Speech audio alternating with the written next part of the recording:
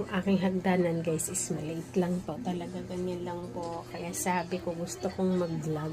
Malay ko magkaroon tayo ng chances na makapagpagawa ng bahay na mas okay kumpara dito sa masikip na ating bahay-bahayan.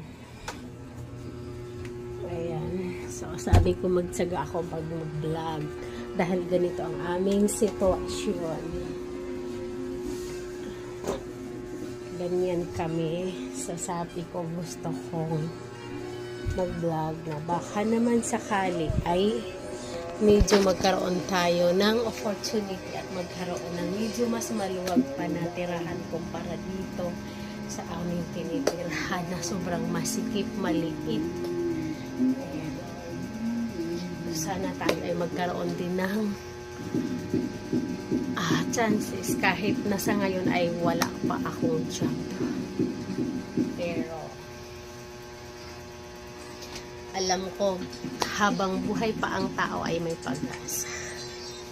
Ayan guys. So ito na muna ang ating vlog sa ngayon dahil ay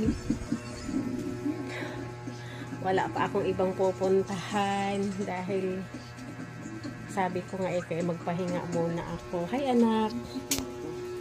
Hi apo ko. Yan guys ang aking apo. Feed your milk. Feed it. Feed it. Feed it.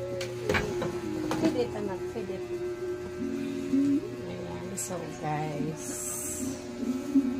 please subscribe us dahil yun lang ang aking pag-asa na sana ay mayroong mag-subscribe sa ating YouTube guys. Ayan.